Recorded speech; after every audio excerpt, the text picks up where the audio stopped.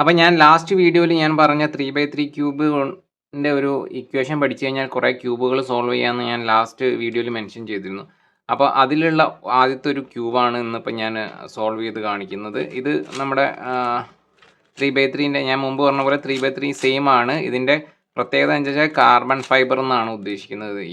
ഇതാണ് ഉദ്ദേശിക്കുന്നത് തോന്നുന്നത്. ഇത് സ്റ്റിക്കറാണെന്ന് എനിക്ക് തോന്നുന്നു. ഞാൻ അത് അഴിച്ചു നോക്കിയില്ല, വെറും സ്റ്റിക്കറാണ് തോന്നുന്നത് ഇത്. പക്ഷെ ഇതിന് കാർബൺ ഫൈബർ എന്ന് പറയുന്നൊക്കെയാണ് ഇതിൻ്റെ പേരൊക്കെ കൊടുക്കുന്നത്.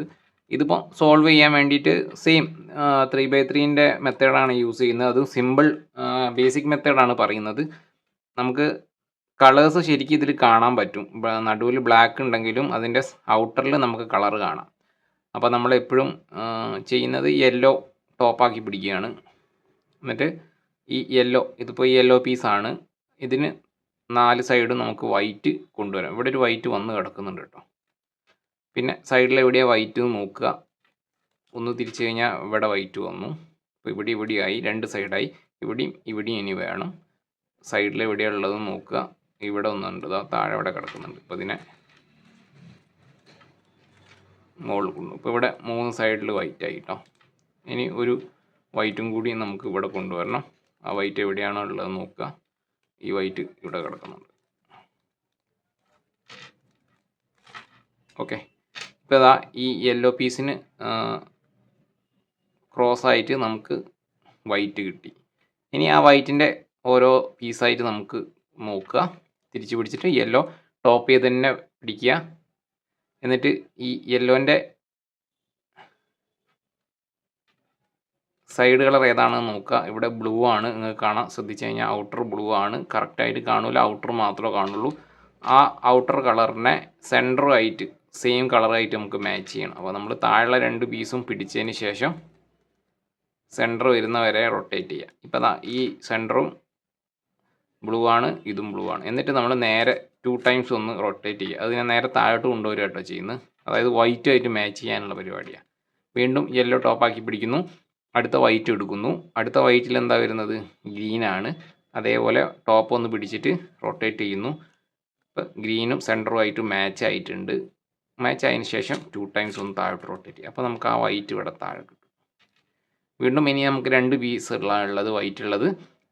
മുകളിൽ വൈറ്റ് ഉണ്ട്, അതിൻ്റെ സൈഡ് കളർ ഓറഞ്ച് ഇപ്പോൾ മാച്ചായി കിടക്കുന്നുണ്ട്. അപ്പോൾ നമ്മൾ റൊട്ടേറ്റ് ചെയ്യേണ്ട ആവശ്യമില്ല. നേരെ 2 ടൈംസ് താഴോട്ട് തട്ടിക്കൊണ്ടുവന്നു. പിന്നെ ഉള്ളത് ഒരു വൈറ്റ് ആണുള്ളത്. ആ വൈറ്റിനോട് ചേർന്ന് കിടക്കുന്ന റെഡാണ്. നമ്മൾ റൊട്ടേറ്റ് ചെയ്തിട്ട് സെൻറ്ററുമായിട്ട് മാച്ച് ചെയ്യിക്കുന്നു. എന്നിട്ട് 2 ടൈംസ് ഒന്ന് റൊട്ടേറ്റ് ചെയ്യുന്നു. ഇപ്പം നമുക്ക് എന്താ പ്രത്യേകത വന്നത്? വൈറ്റിൻ്റെ ഒരു പ്ലസ് വന്നു, കണ്ട. കൂടാതെ ആ വൈറ്റിൻ്റെ സൈഡ് കളർ ഏതാണോ അതും സെൻറ്ററും മാച്ചായി. ഇവിടെ ഓറഞ്ച് മാച്ച് ആയിട്ടുണ്ട്, ഇവിടെ ബ്ലൂ മാച്ച് ആയിട്ടുണ്ട്, റെഡ് മാച്ചായി, ഗ്രീൻ മാച്ചായി. അപ്പോൾ ക്യൂബ് ഇങ്ങനെ വന്നിട്ട് ഇവിടെ വരെ മാച്ചായി. അതേപോലെ ഇതിൻ്റെ ഒരു ക്രോസ് ഇവിടുന്ന് ഇങ്ങനെ വന്നിട്ട് ഇവിടെ വരെ മാച്ചായി. ഇനി നമുക്ക് ചെയ്യേണ്ട ഈ 4 കോർണേഴ്സ് നമുക്ക് മാച്ച് ചെയ്യാൻ വേണ്ടത്. ഓക്കെ, അപ്പം വീണ്ടും നമ്മൾ യെല്ലോ ടോപ്പാക്കി പിടിക്കുന്നു. എന്നിട്ട് സൈഡിൽ ടോപ്പിൽ ലെഫ്റ്റിലോ റൈറ്റിലോ വൈറ്റ് വരുന്ന രീതിയിൽ പിടിക്കുക. മീൻസ് പിടിക്കല്ല, നോക്കുക. ഇവിടെ ഒരു വൈറ്റ് വരുന്നുണ്ട്, കണ്ട.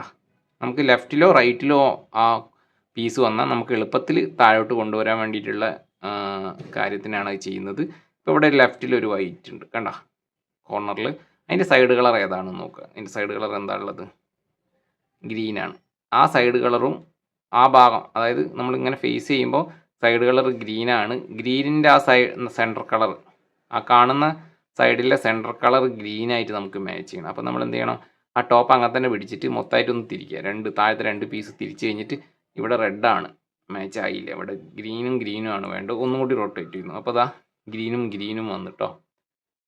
ഓക്കെ, ഗ്രീനും വന്നതിന് ശേഷം നമ്മൾ ഇത് ഇനി ഇവിടേക്കാണ് വരേണ്ടത്. ഈ ഗ്രീനും മാച്ചായ സ്ഥിതിക്ക് വൈറ്റും ഇവിടെ ഉണ്ട്. അപ്പോൾ ഇത് ഇവിടെയാണ് വരേണ്ടതെന്നാണ് അതിൻ്റെ ഒരു രീതി. Means white, orange, green. ഈ പീസിൻ്റെ കളർ നോക്കുക, വൈറ്റ്, ഓറഞ്ച്, ഗ്രീൻ. അപ്പോൾ അത് ഈ പീസ് നേരെ താഴെ ഇവിടെ വരണം. അതിനാണ് നമ്മൾ അതുപോലെ പിടിച്ചത്. അപ്പോൾ ഇനി ഈ ഒരു പീസ് താഴോട്ട് വരണമെങ്കിൽ ഇതിനൊന്ന് സൈഡിലേക്ക് മാറ്റി നിർത്തിയിട്ട് വരേണ്ട ഭാഗമാണ് അല്ലേ? ഇതിനൊന്ന് മേലോട്ട് തിരിക്കുക. ഇതിൽ നമ്മൾ മാറ്റി വെച്ചിരുന്നു ഈ 3 കളറുള്ള പീസ്. ഇതിനെ റിട്ടേൺ കൊണ്ടുവന്ന് ആ തിരിച്ച വയർ താഴോട്ടും കൊണ്ടുവന്നു കഴിഞ്ഞാൽ കണ്ടോ ആ കോർണർ കണ്ടോ അവിടെ മാച്ചായി കണ്ടോ ഗ്രീന് ഓറഞ്ച് വൈറ്റ് കണ്ടോ മുകളിൽ നിന്ന് നേരെ താഴോട്ട് കൊണ്ടുവരാൻ എളുപ്പം. അങ്ങനെ നമുക്ക് ഇനി ബാക്കിയുള്ള 3 ഭാഗവും നമുക്ക് അതേപോലെ ചെയ്യണം.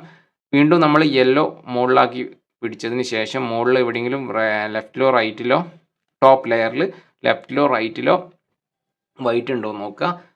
ഇതാ ഇവിടെ ഒന്നുണ്ട് അല്ലേ. അപ്പോൾ ഇതിൻ്റെ സൈഡ് കളർ എന്താ ഓറഞ്ച്.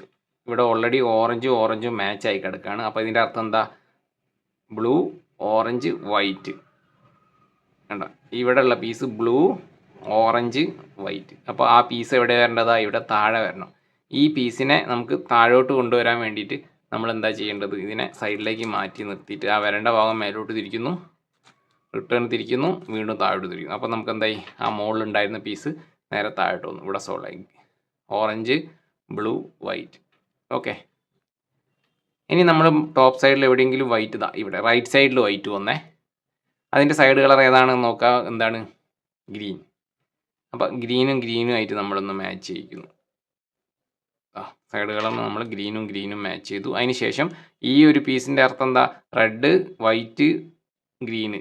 അതെവിടെയാണ് വരേണ്ടത് റെഡ് വൈറ്റ് ഗ്രീൻ. ഇത് ഇവിടെ വരണം. അപ്പോൾ എന്ത് ചെയ്യണം ഇത് ഇവിടെ വരാൻ വേണ്ടിയിട്ട് ഇതിനങ്ങോട്ട് മാറ്റി വെച്ചിട്ട് ഈ ഭാഗം മേലോട്ട് തിരിക്കുന്നു, റിട്ടേൺ തിരിക്കുന്നു, ഇതും റിട്ടേൺ തിരിക്കും. അപ്പോൾ എന്തായി ആ മോഡലുണ്ടായിരുന്ന പീസ് നമുക്ക് ഇവിടെ താഴെ കിട്ടി. അപ്പോൾ കണ്ടോ ഈ ലെയർ ഇങ്ങനെ വന്ന് ഇത് സോൾവായി ഇനി ഒരു പീസും കൂടി സോൾവ് ചെയ്യാണ്ട് വീണ്ടും നമ്മൾ മുകളിലേക്ക് നോക്കുന്നു. ലെഫ്റ്റിലോ റൈറ്റിലോ ഏതെങ്കിലും ഫേസ് ചെയ്യുന്ന ഭാഗത്ത് ലെഫ്റ്റിലോ റൈറ്റിലോ വൈറ്റ് ഉണ്ടോ നോക്കുക. അവിടെ റൈറ്റിൽ വൈറ്റ് ഉണ്ട്. അതിൻ്റെ സൈഡ് കളർ എന്താണെന്ന് നോക്കുക. അത് റെഡാണ്.